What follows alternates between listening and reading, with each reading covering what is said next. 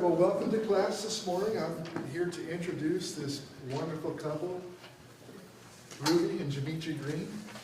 They are here to finish this second class that was started yesterday. A little background on them. Dimitri is currently the pulpit minister for the Commerce Church of Christ in Commerce, Texas. He and Ruby have been married for 9 years, and they have 6 total kids. Their oldest son, Deuce, is deceased, but and they may share some of that and they may not. But anyway, that has been obviously very impactful for them, but God has also used that to bless them and bless their ministry for sure. Graduates at Sunset International Bible Institute, 2018. And you started in 2018, graduated in 2020. That's right. See, I already forgot the class. COVID, we forgot the class. That's right. Started in 2018 and graduated in 2020. Anyway, so we get here, give them as much time as we can. I'll word of prayer, and then we'll get started. Heavenly Father, we thank you for this opportunity, Father, to again have our minds open, Father, to some of the challenges in ministry, Father, the successes in ministry. And Father, I pray that you'll help us to listen well, Father, learn from these examples, Father, and maybe even have a time to share some of our own personal experiences that will add to the lesson. Father, we thank you for our Savior Jesus. We thank you for the opportunity to serve in his kingdom. Father, I pray that you continue to bless Ruby and Dimitri, Father, as they serve you, Father. Bring glory to the States. In Christ's name we pray. Amen. Amen. Well, thank you all for being here for part 2 of our class. I'm seeing new faces, but also see a few of you who were here on yesterday. I did not get a chance to ask a question, and so I want to ask that question first. But first, let me introduce my wife. She was supposed to be here yesterday, and she was supposed to attest to everything that I was saying. But this is my wife, Ruben. As Tom mentioned, we've been married for 9 years. Her and I met in college. 2014, I had started at Texas A&M University Commerce then. And she was maybe in her junior year, and she was putting on a fashion show for an organization that she was in. I was a freshman, and one of my goals was to get connected on campus and meet people, develop relationships and all of those things. And so I used to dress up real nice every day. And so one day I was walking through the student center, and she was at a booth, her and her organization sisters, and walking through, and she called me over to the booth and said, "Hey, I'm putting on a fashion show. Did you say I look like I need to be in a fashion show then?" You don't have to attest to it. So she had me fill out the information sheet. It was one of my goals to get connected anyway, so it was right up my alley. So I filled out the information sheet, and she put on a, what do you, trial, what's it called? Audition. Yeah, like audition. Yeah, so they did the audition, and I made the cut, and from that point on, we became friends. And then, I didn't like her, and I don't think she liked me. And so he said I was in an organization, and our organization was putting on a fashion show. And rumor around campus was he was in a relationship with one of my organization sisters. So of course I wasn't interested in him. And it was a rumor, big rumor. And so we became friends. She had me in a fashion show. That was a success.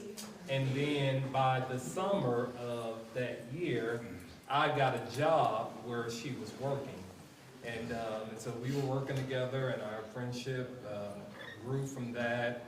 And I'm going to skip that part about Sailor's Ranch, but over the summer, I started to like her a whole bunch. And I did not tell her because I didn't want to jeopardize our friendship. And so I was just hoping that she would realize, and it wasn't until her birthday of that year that people have been saying to her, hey, I really think that this guy like you. Look at how he looks at you and this and that. And so she called me over to her apartment on her birthday, and then she asked me, do you like me? That's very elementary.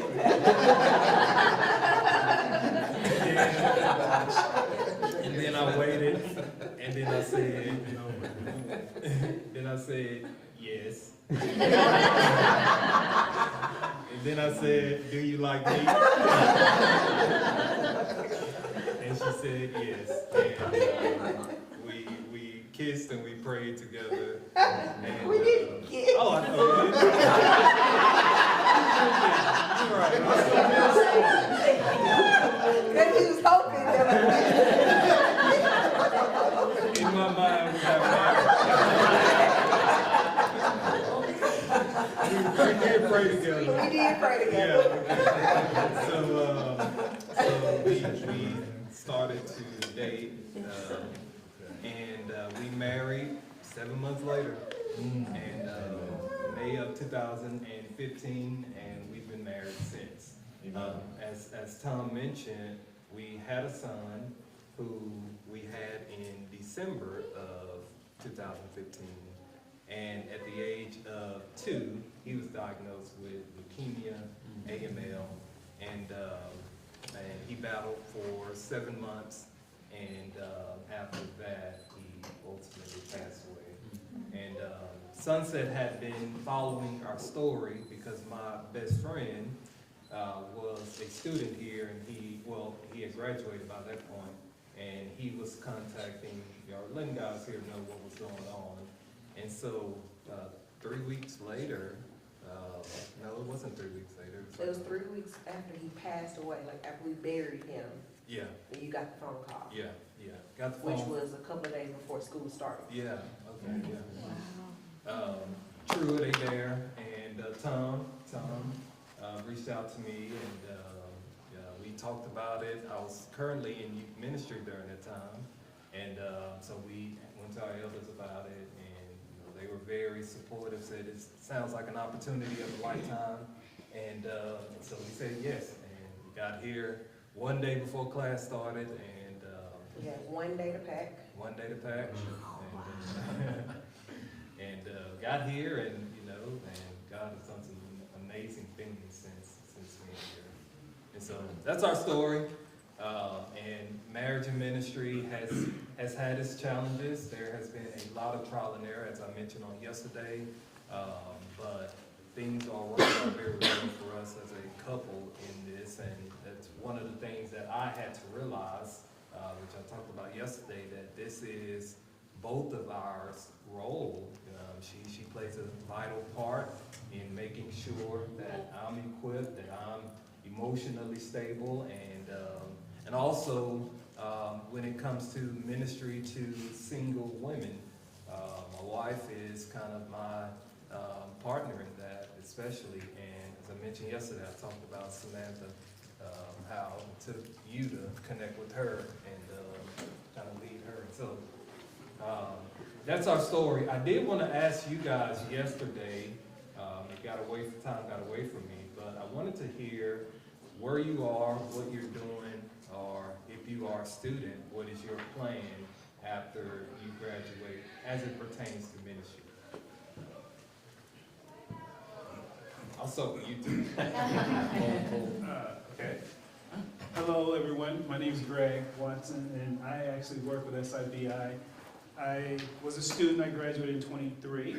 My wife, Asta, and we decided to stay on. Although we live in Atlanta, I am the dean of the schools in Europe.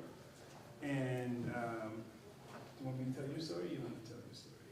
Well, I mean, just to add on to what you're saying, you can finish. But so I am in charge of the Women's International Curriculum. And so we're working together in ministry in that way. Yeah. So we're blessed to be able to spend time working in God's kingdom and do everything together. So it's been a blessing. My name is Riley Ransom. I'm a two-year student, first-year student right now. We're in third term. And I'm with my wife also in class. She's also a two-year student.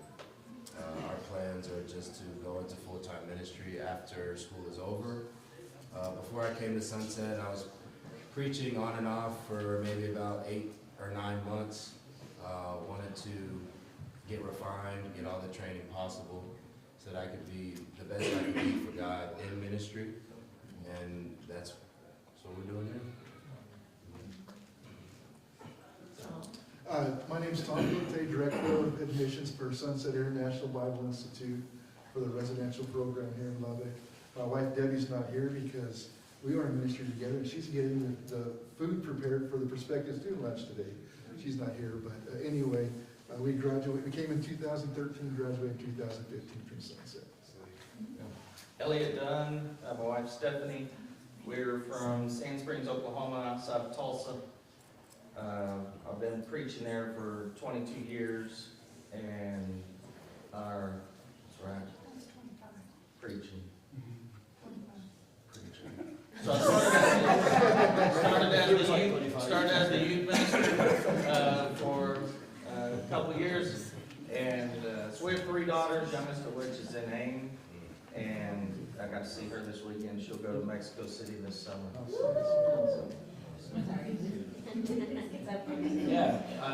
So my name is Robin Vick. I'm one of the evangelists at the Roosevelt Drive Church Christ in Jacksonville, North Carolina. So my wife and I were married in 06 and then came here as students in 07, graduated in 2009, and then in 2010 we were part of a mission team. We went back to Scotland, which is where I'm from originally. We did church planting there, and we were there for almost 12 years before we then returned back to the States. My wife's from here originally, well not Lubbock, but here as in the States. And we moved back to North Carolina. And I've been really interested, I wasn't able to come to this one yesterday, but I was really interested in this topic because we went from a context where I was a missionary, my wife was a missionary, we both went through the full program here. She did youth and family track and I did congregational ministry. And then you come to a church context where it's like, Robin is the evangelist, and this is his wife, the preacher's wife, right? So what does expectations look like that for the preacher's wife? Whereas she's been 12 years as the missionary, and so that identity crisis, and how do you transition and pivot and still be like, you are still a missionary in this community, it's not overseas, but it's in this community, what does that look like? So I'm curious to kind of see how this all goes. Yeah, well, will you hold on to that? Yeah. Because we did talk about that yesterday, Yeah. and towards the end, we should have some time to revisit that. But that is a really good question, and we did speak a lot about that yesterday. So hang on to it, and hopefully we'll get to I'll it. check it on Facebook as well. Oh, yeah, okay. All right. Well, either or, we can talk about it towards the end, or you can check it out on Facebook. Ian, and this is my wife Melanie. I'm currently a youth minister and outreach minister at a church in Washington State. We've been married for 3 years, almost 3 years. And the first 2 years of our marriage, we were missionaries in Mexico City, well, in Mexico. And so, yeah, I understand what you mean, that going from that idea of, we're both in this together, we're both missionaries, we're both hired to do this job. And then now I'm hired to do this job, and she's here and expected to help, but not really part of the job, but you are part of the job, but you're in, but you're out. And just side note about what we were talking about yesterday about getting hired and stuff and all the interviews. It was all online, so he was in the call, like on the computer, but I was in the same room over there, being very quiet and like maybe passing him notes of questions for them. So I was in the meeting, but they didn't know that. They asked me a question, and I'd be like, are we on board with that? That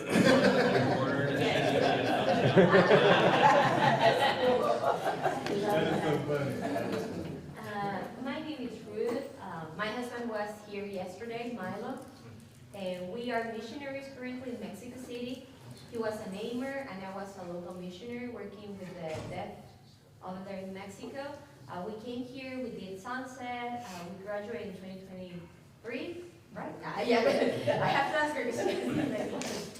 And right now we are working over there as missionaries, and it's very interesting because it's very funny how our position as in mission, everything, I think what for me it was like I fight for it. I went through the whole school because my last year I was pregnant, and everybody, I have a lot of suggestions like, you can step out, you don't need to finish, and I was like, oh, I'm gonna finish it. And thank God we were able to finish, and we are now both working with the church, and the way that I see things is my husband is not a missionary. I am not a missionary. We are a family that is a missionary. So even my son, that he's just 2 years old, he is a missionary. Because he reflects God's example. So that's how we are doing things, and I went through the mission and family youth track, and it was really good and nourished for me. So we just want to improve. Right now he's doing the youth thing, that class, and I'm taking the second part, and we're gonna kind of share with each other that stuff. That's who we are. Okay, thank you. And then Chris Watson, and this is my wife Thomasina and our 3 daughters, Evelyn, Terry, and Lorraine. And we graduated in 2014. 2015. We were married in 14, graduated in 15, and we've been down in Campwood, Texas for about 10 years, and we just recently moved up to Molinville, Kansas. So. Philip Morrison, currently a student. I graduated in May. I've been preaching for the past 2 years, 2 to 3 times out of the month. When I graduate, Lord willing, I will be hired by a congregation that I've been preaching at for the past 2 years. My wife is not here. She doesn't like planes, but in the tragedy with the plane in DC did not make it any better. Sure. So I'm going to have to pray that she makes it down here in May because she wants to be here for my graduation. But my wife is a vital part of my ministry. I would not be here without her support. I'm always asking her, how did I do it? How did I do it? Did I miss something? And she's always there to coach me and to encourage me. So this marriage and ministry thing is right where I need to be, to just get some more tools and to learn how to be a better husband, how to include her in everything. So thank you. Dominique Hernandez. My husband, I did go through Sunset, but my husband graduated in 2014. This is our oldest daughter, Amber. My husband's in a different class, and so I'm just here taking notes for the both of us. Oh, for the preacher, he's been preaching at in Broad, it's probably outside of Abilene for the last 5 years. okay. My name is Stanley Travel. This is my wife Linda. I'm one of the elders at our congregation in Hamlin, Texas, and I think, like most men, our wives are probably more important than we are in a lot of ways when it comes to getting the things done. My name is Harold Egger, and this is my wife Courtney. Our little daughter Miley is at the nursery right now. I'm a graduate of 2020, the forgotten class with Dimitri. And I've been in ministry in some form since I was in college in 2014. And came here to Sunset because God just was making it very obvious. Every time I came up with an excuse, he took care of it. And so kind of not quite as hastily as the Greens, but I had about a couple weeks of planning and packed up the truck and came here. We've been in Riverton, Wyoming since 2020. I'm the preaching minister there. And we definitely consider it a mission field. And we've had a lot of success reaching souls there. My name is Alana Raw. My husband's here, but he's in Romans right now, so he's just talking. So I'm gonna take good notes, but we are a ministering couple up in Montana. He's an intern with the church, and we work with the young adults, and we're trying to learn how to do college ministry right now. We also have a business, or bivocational ministers, so pretty busy, but. Were you at the? Yeah. Okay, I was like, you look real familiar. I was so excited to see you. Okay. Joe Honeycutt, my wife Sally.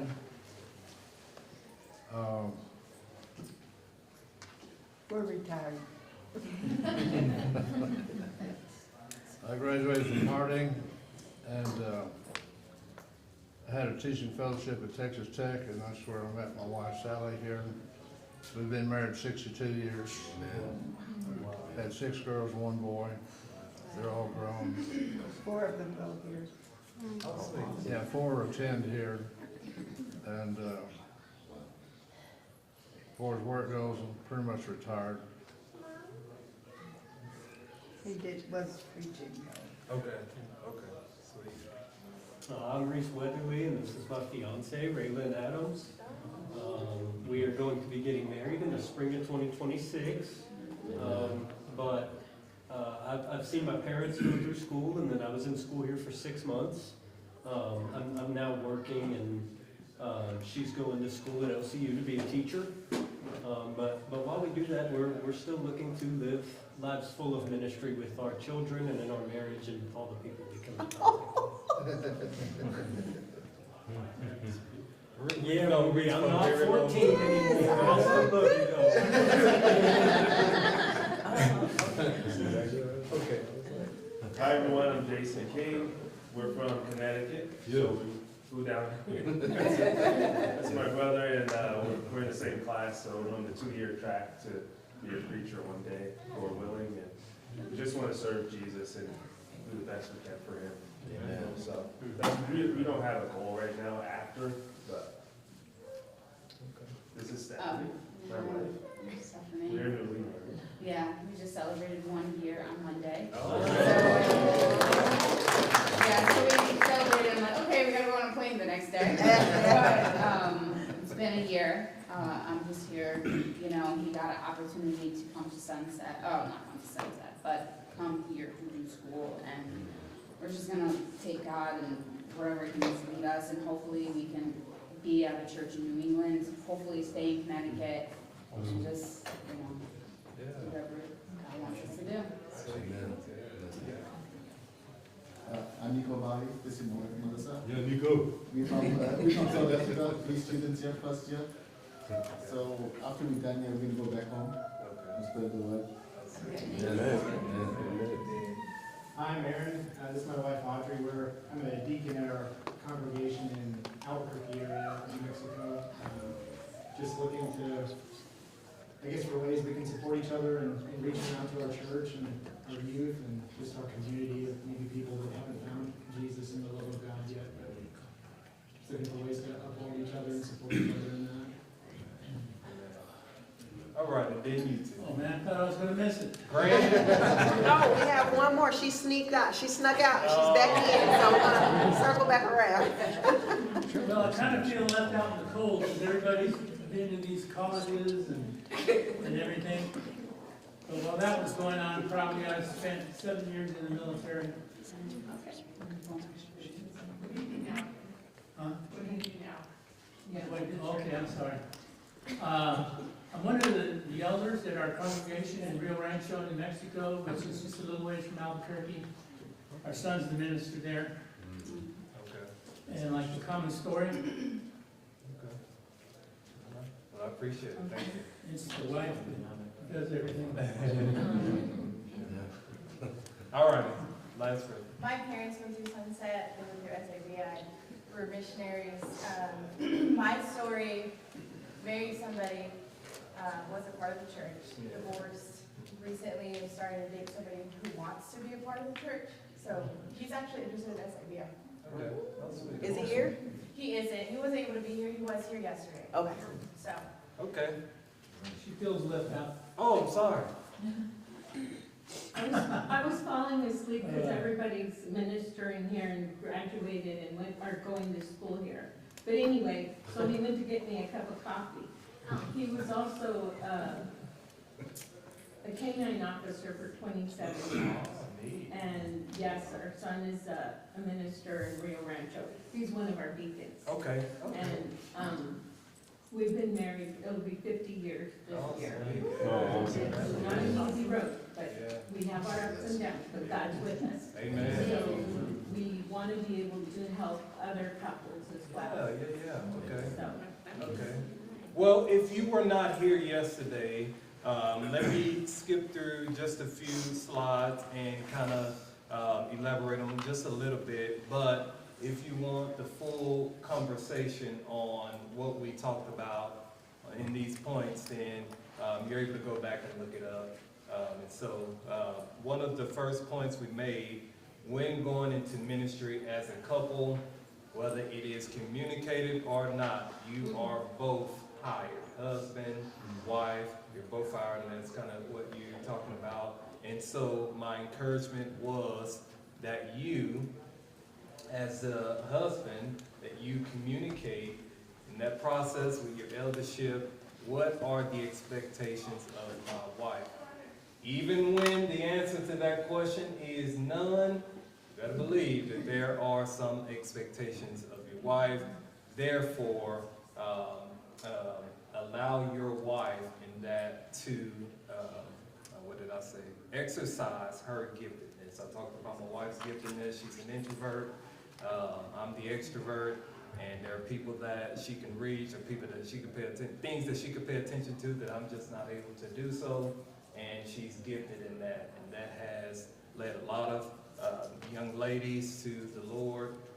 She's actually working with a lady who's single. She has 5 kids, and she needs a lot of help. She's been a really big encouragement to her, but that is her ministry, and I'm going to affirm her in that. Also, don't allow uncommunicated expectations to dictate anything. If it's not communicated by the eldership, then it does not need to be held over our wives' head. I should not expect my wife, or you the preacher's wife, you should be leading classes. You should be doing things like putting on events and all of these things. That's not her gift. Her gift is much different than that. And so affirm your wife, and that makes for a very peaceful ministry, okay? We'll talk about that a little bit more towards the end. Kids are hired too. See, I got my baby with me. She's employed. Although she's falling asleep, she's at work. And somebody else did mention that. It is important to make sure your kid is involved in that as well. I talked about my 7-year-old. She's very gifted in so many things, sports, and but she's very observant, and she cares a lot for people. And we allow her to practice that on Sundays or Wednesdays. And she asks, hey, could I go sit over there by such and such? We're like, yeah, go ahead, because it's encouraging to people, and she loves to do things like that. So your kids are part of the ministry as well, and do not, I also mentioned not putting, what's the word that I use, unnecessary strains on them, expectations. Now, somebody mentioned yesterday that their expectation of their kid at church is their expectation of their kid at home. And I think that is a valid point. We were talking about that yesterday because there's not any time that I could remember taking my kids to a nursery or to somebody's house and I had to tell them to be on their best behavior. They already know that. That's right. And so our expectations of our kids at home should be the same expectation that we have, and kids are very conscious of that. If you've done a good job at parenting, then that will be reflected in congregational settings. And so be mindful of that. Your kids are employed as well. Home is your primary ministry. Now, my wife is going to confirm this because I talked a lot of stuff yesterday about when I come home, but I was talking about when I come home, how the kids are always, there's not a day that I come home that the kids are not plotting to surprise me. And Bubba is not running through the house, and she's not screaming from a different room for me to acknowledge her.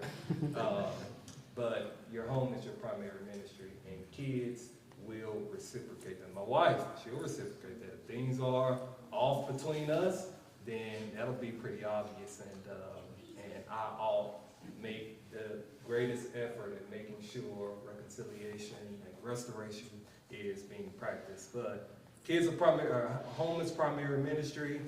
There are some things that I do with my family that I want to prove or show them that they are primary to me.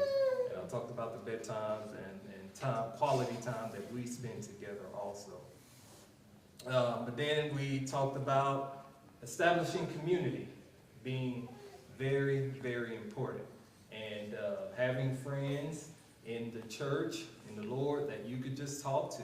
I actually was talking to some friends yesterday after this class, and they were just talking about their ministry up there and how they don't really have this, and that it is desired. And so this is very important. We talked about not everybody can be in your community. You know, you may love them, care deeply for them, but they may not be spiritually mature enough to handle some of your concerns, and it could very well backfire. And so be mindful of that. And then I gave off a checklist that I use when it comes to establishing this community. Men, husbands, it's important that your wife is comfortable in these communities as well. I mentioned yesterday that I'm the extrovert, and so I can make friends with a brick wall, but my wife cannot. She's more observant, she needs to know, and so our community is people, or the wives anyway, are people that she's come to trust and love dearly. In fact, one of them, Mandy, is very helpful in she's taught her how to make bread and taught her so many different things about farming and all of those things that she's drawn to now. And so, but having that community, people that you can talk to, that can talk to you and feel comfortable, it is very important, because this is a stressful journey, or can be. Okay, set boundaries for yourself. This is important. Scheduling, time off, vacation time. Take your vacation. I can't wait to take my vacation next month. And I'm not going to be sad about it. Take your vacation, because it's yours, and you deserve it, especially if you've worked hard and you've poured so much into what you've done. Do not be ashamed of taking your vacation. Turning your phones off. If you're home with your family, don't be ashamed of turning your phone. If it's an important matter, the elders or the deacons can be contacted before you. But don't be ashamed of turning your phone off. Now, if somebody's passed away, or if it's very, very important, have them call your wife, or you know, somebody that you trust, and have them communicate that to you. But when you're home, be home and be present. That is what it looks like to pour into your family. Now, my final point is giving yourself grace. Okay? Giving yourself grace, you need to understand that just like the people that you are preaching to, you are imperfect as well. You are a work in progress as well. Too often when we're hired, we're put on this pedestal, and people see us as the man, the perfect man, and that will only set us up for failure. And so give yourself grace. Grace invites humility. When we are put on a pedestal, we can be assured that we are going to eventually fall off of that. But always be a moldable person, a person committed to growing, a person committed to maturity. I can look back on my life now. I've been at this congregation for almost 3 years, and I can see real quickly places that I have grown in as a minister. Grace invites humility, okay? Humility allows us to correct ourselves when we're wrong, or be corrected when we're wrong about things. Grace also, oh, well, that's my second point there. Grace invites correction. One of the persons this makes me think about is Apollos in Acts chapter 18. In verse 24, Luke tells us that Apollos, an Alexandrian by birth, an eloquent man, came to Ephesus, and he was mighty in the scripture. Luke tells us Apollos, eloquent, mighty in the scriptures. A recipe for arrogance, if you ask me anyway. But verse 25 says, this man had been instructed in the way of the Lord, and being fervent in spirit, he was speaking and teaching accurately all the things concerning Jesus, being acquainted only with the baptism of John. So he was an eloquent man. He was mighty in the scripture. He was a teacher, preacher, all of the characteristics of some of these people that you see that you just can't tell anything. They know it all. And you being just a regular person, you can't really share much with them. But Apollos here is seen as only acquainted with the baptism of John. And so he began to speak, this is verse 26, out boldly in the synagogue. But when Priscilla and Aquila heard him, they took him aside and explained to him the way of God more accurately. Apollos must have received that instruction. Apollos must have received that correction. I would hope that it turned out well. But same is true for us. We come out of our studies and we know a lot. And people that we come in contact with that are in our congregation, they're going to see us as, man, that guy is mighty. That guy knows what he's talking about. And they're going to treat us in this way.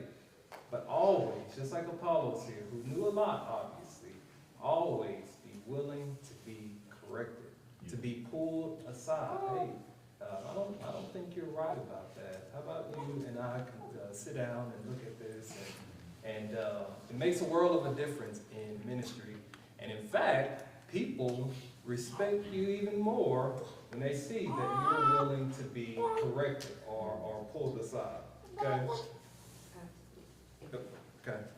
So on the topic of being put on a pedestal, this is my husband's first official preaching position. He's preached before, but this is his first official, this is his role, his everyday role. And when he got the call about this role, my concern was we would be put on this pedestal. He would be put on a pedestal of preacher, and then I grew up in a Baptist church. So I would be first lady. And in that Baptist church that I grew up, well, we went sometimes. But the preacher and the first lady sat before everything. Like in the pulpit. The preacher and the first lady sat there, and it was like a pedestal. Like they were up on a pedestal. And I didn't want that. Now I knew that in the church it wasn't like that, but I still didn't want to be put on a pedestal. I am flawed. I do consider myself a leader, and I do try to be a leader, and I try to be Christ-like, of course, and I know I have people looking up to me. I have children that are looking up to me, and I believe that children in the church and youth are looking up to me. So I do try to set a really good example, but I'm flawed as well. You know, I'm not perfect. And so one of my concerns was being put on a pedestal, and like I felt like all eyes would be on us constantly. And to my surprise and to my relief, it's not like that. It's really not. I'm looked at like everybody else, you know, we're all a family, and that's such a relief to me. So I just want to input that. One of the things that I try to do, I've started teaching Bible class regularly, mainly because I love the book of Genesis. I've been going through Genesis for a couple of months now, and I kind of don't want to share teaching Genesis with anybody. But one of the things that I do, and this is why I love it a lot as well, when I'm teaching, I'm also being taught. And when I'm being taught something, I make sure to express publicly, oh man, I didn't know that. Or I need to look deeper into that. And that makes a world of difference in our class setting. People are more vocal, and they are unafraid to share that they don't know things and that they've learned something new, and it creates a really good environment. Sometimes I intentionally do this. When somebody makes a comment, I'll take my Bible and I'll write a note down in it. And I remember a guy coming to me, he was like, man, when I saw you write that down, I can't remember his exact words, but anyway, it meant something to him that I was taking notes from the comment that he had made. And so always be open to correction, but that starts with you giving grace to yourself, recognizing that you are imperfect and you are growing as well. Okay. Grace invites friendships and fellowship with others. Jesus, filled with grace and mercy, had people around him that always wanted to be around him, that invited him into their homes. When we give ourselves grace and recognize that we are just human beings as well, people gravitate towards that. And I think that that's kind of what my wife is talking about here. We do not feel like we are put on this pedestal. We don't feel like we are any different from the rest of the congregation that we minister to. We are all the same, and people, and we recognize that, so people treat us in that way. Grace opens the door for true relationship and true fellowship. Nobody wants to really be in a relationship or in fellowship with a person who thinks that they got it all together, who thinks that they know it all. Who am I to you? I don't feel worthy enough to stand next to you. But when we humble ourselves and give ourselves grace, then it opens the door for those types of relationships. During the week, well, I talked about this yesterday. I don't dress up on Sundays. I do, you know, if this is dressed up, then I will put something on like this. But I'll wear tennis shoes during the week and on Wednesdays, and I make sure that I look approachable, that I don't look up to par, so that people will be comfortable enough to come to talk to me and you know, confide if need be. So grace opens the door. Grace for self opens the door for these things. With that being said, I want you to know, as ministers, all of you, because a minister is just a servant of the Lord, and we're all that. I want you to know this: no matter what your position is, it is okay to be upset. That is grace, giving grace to yourself. It's okay to get upset. It's okay to get worked up. It's okay to get frustrated about certain things. Don't let the sun set on your wrath, okay? Grace allows us to be okay with dropping the ball sometimes. Sometimes we are going to make mistakes and drop the ball. Give yourself grace and understand that it is okay. It is okay to hurt. It is okay to not know something. Sometimes we feel the pressure of having to have an answer for a question or an issue that is happening, but it's okay. And it's even respected a lot more to just sit and say, I don't know.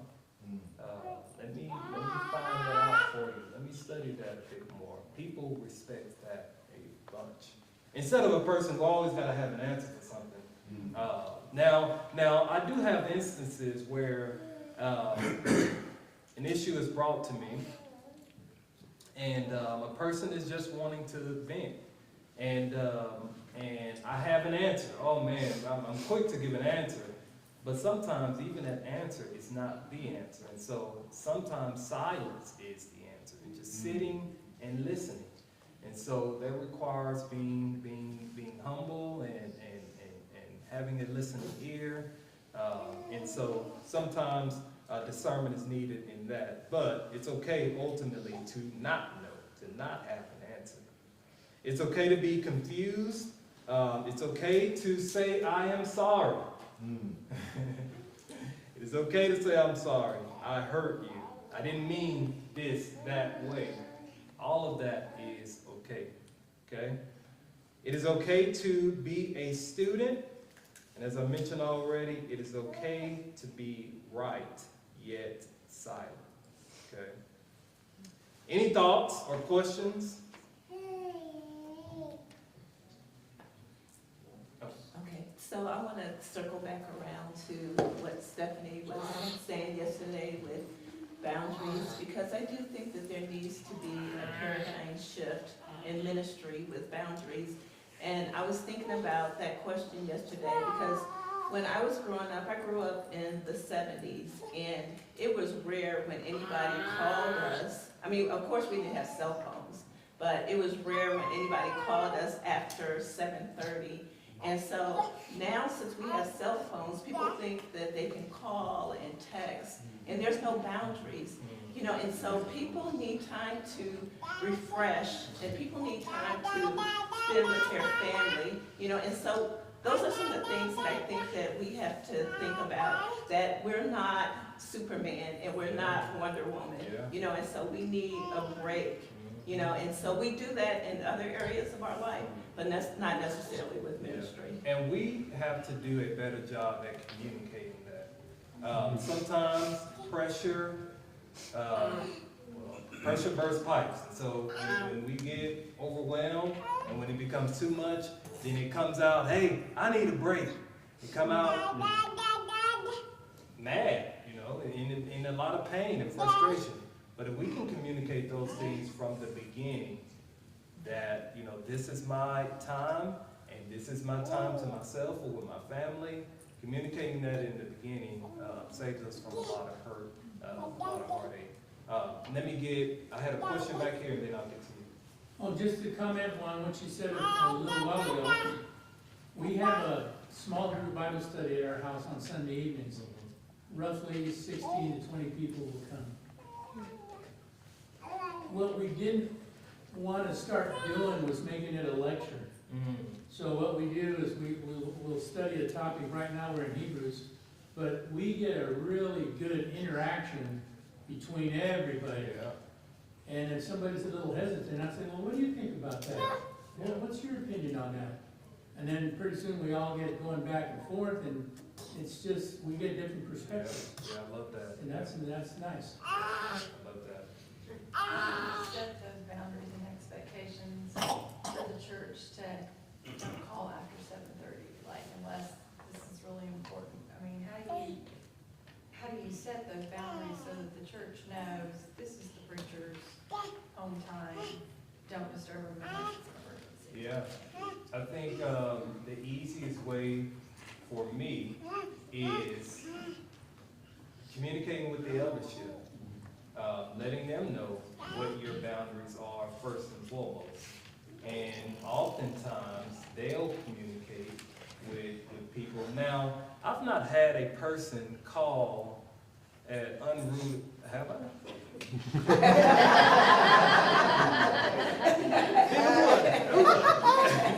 You get phone calls and text messages. Yeah. That's good, Dave. Joe Dave is my friend. We talk about life. But I think whenever you get the phone calls and the text messages, to answer your question, if you respond during, you can get the phone call, you can get the text message, you know, your phone is sitting down, it's on silent, whatever. but you respond to it when, the next day, when it's an appropriate time, you know? Hey, I see you called me last night at 9 o'clock. What did you do? then they know, okay, well, you were busy, you were home with your family, let me call it a more appropriate time. And then, you know, making sure that's communicated, because if it's not, if you don't let people know, hey, 9 o'clock I was with my family, if, you know, if it's not important, then just wait till the next day, or if it is important, reach out to. That's what I do. I do so much. Hey, reach out to Jim, reach out to David, or, you know, let those guys know. I make sure that they know I'm not the guy, especially during those hours, and who they can contact, you know, for different matters. There's nobody ever called me. Okay. Y'all are starting something. Okay, all right. Let's see. Yesterday I shared a comment, or a story that I recently had some conflict with somebody in my church because they sent me a message on my day off, and I didn't answer just spending time with my wife, and then we had some conflicts about that. And one of the things that was said during the conflict was, you know, the church pays for your phone, so that means when I want to get a hold of you. Oh. And I was like, first of all, you don't. First point, that's a moot point, because you don't pay for my phone. Second, no, that's not what that means. So I put those boundaries. Yeah, good. It worked because after a few days, there was still tension, but that person came and apologized. I think that they talked to their wife.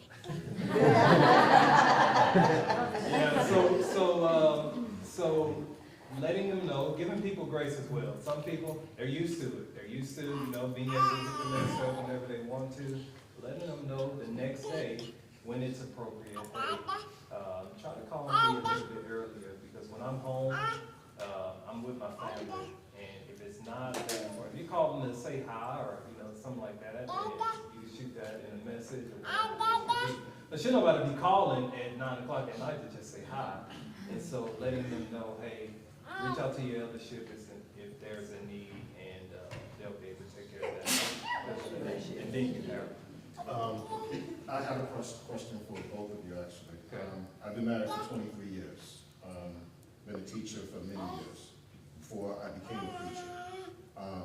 But I know my wife, and there are some times where she is very resentful to my attention to other people. So I want to ask the question is, how important is it for you as a wife, Sister Green, to give your husband grace? Because we're talking about giving yourself grace, but it's like, okay, as, you know, having my wife a part of my ministry and a part of my heart, how important is it to you to give your husband that kind of grace that he needs? Very important, but I also communicate, because I've had the same issue, where, because my husband gives a lot of attention to a lot of people. That's his job. That's who he is, period. Even if it wasn't his job, that's who he is. He's very attentive to other people, and if they have a need, he wants to see if he can help solve it. And so what I try to do is just communicate that with him when I'm feeling like last, or like, okay, for example, if I needed him and he didn't come the way I felt like he should have, later I would just address that, you know, and come to him. And I've learned my husband, I can't come in rage when it's going on. I have to give it a little bit of time, and I've had to adjust to that, you know, just to be able to communicate well with him. And so when it's all settled, the dust has settled, then I'll come to him and say, hey, you know, I would have preferred that you come and did X, Y, and Z. And then give him time to make those corrections, you know, because he doesn't know unless I communicate with him. So, yeah. Communication is so important, and 9 years of marriage has really taught her and I both the importance of just communicating. And you know, we've had times of tension, and but one thing we've been pretty good about is hearing each other, respecting each other's feelings, even if they aren't legitimate, and addressing those things. And so, yes, But if my wife were to ever observe me putting more into the ministry than I am her, then that's a problem that I need to resolve. And so that's why I said home is your primary ministry, because it is. When I'm home, I'm with them, and they are most important to me. If they come calling, my family is the church too. So if my wife come call me at 2 o'clock on a Tuesday and she needs me, she's stressed out about something, she need me to run and get something, I'm gonna do that. Because they are the church as well, and they need to know that they are priority. So that's good. I just wanted to speak about boundaries and grace really quickly. It's really good to set those boundaries with people you like too. Like you said, he's my friend. We talk about life together, and it's good to practice that too. I've got a guy that I really, really like, but he will text me sometimes at 9 o'clock. And I've tried to be practicing with him. I'll respond to him at 9 in the morning the next day. And so that's good to practice those with people that you actually want to talk to as well.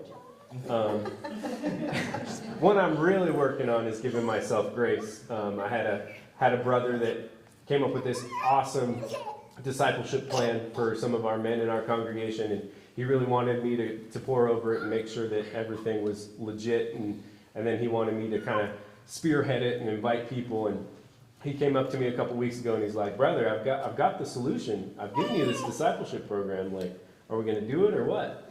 And I was like, yes, brother. And I'm like, "I'm sorry, I've just dropped the ball on this." And he's like, "Oh, that's fine. I can do all that stuff." And I'm like, all I needed to do is communicate that it was sitting on my desk and I just couldn't get to it. And once I humbly acknowledge I've just dropped the ball, I haven't been able to get to it, he's like, "Dude, I can do that for you." And so just give yourself grace and say, I can't handle this right now. It's powerful. Courtney also had a comment. I don't know if I had a slide or anything. Go ahead. I cut in line. I was just going to mention another boundary that's been helpful. Harold is a bit of an empath, and he's got a soft heart. I think a lot of preachers are that way. And protecting his heart, like for me, if something is bothering me, like I can talk about it and forget about it 3 minutes later, and it's going to bother him all the time. And so I'm watching what I'm saying around him. We've had conversations with our friends, like, we don't need to know everybody's business in the church. If they're not coming to us to talk about whatever, we bought the wrong toothpicks or something, like, then we don't need to know. Just keep it to yourself and protect his heart. Harold, you and I are the same in that, and Ruby is same as you.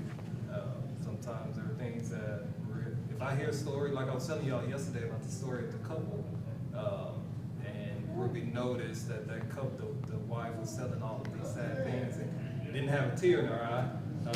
My eyes were filled with tears, so I couldn't recognize that, but she was able to do that. So we're definitely saying that. I had it coming from you. Well, along the same lines as those boundaries for couples that are just getting into ministry, I think it's very important to start off with those boundaries. Yeah. Because I personally did, where I was for 10 years, was a very needy place. And I was constantly getting phone calls all the time, and it wasn't uncommon to have people at midnight knocking on my door, needing things, and just, freshly coming out of Sunset, and my background, I've got to help everybody. And since moving away, and not setting those boundaries down there, moving away up into where we're at now, nobody calls me. And, not setting those boundaries there, and now I feel like I might not be doing a good enough job because nobody's calling me. And so it's affected me not setting those boundaries at where I am now. And so I think it's very important to start those, and even for yourselves, to say, well, my wife always says, you are doing everything you can, but it's just nice to have those times with my family. Yeah. Let me say this, and let me say this before because they're going to run us out of here. Let me say this. just as important as it is to give yourself grace, give others grace as well. And so even when you are going off into something, you don't need to be stern. Hey, don't call my phone after 9 o'clock. No, let people know gently. Find a gentle way of letting people know that certain things are inappropriate, or you would appreciate that they respect. Be gentle about that. Riley wants to make a comment, and then after that, you guys are just Yeah, I have one more question. Oh. It's from my wife too, and me. Okay. How do you deal with messy people in the church? What I mean by that is if you hear someone talking bad about your husband, or you hear someone talking bad about your wife, how do you know when to address that, or just, how do you deal with that type of conflict? I bet I didn't know about that. Right. Yeah, no. Like, I've heard a lot of stories. Yeah. How do you? Right. Oh, man. Yeah, we've not had to deal with that, but, if I heard someone talking bad about my husband, I'm gonna address it immediately, Yeah. because that has to stop now. Yes. Like, no. And not only my wife or Yeah. anybody. Nobody can talk about anybody in front of me bad. So call them out. Yes. People know if you know how to gossip, you know that it's right. And so call it out. Gentle but stern. I would say gentle but definitely stern. Okay.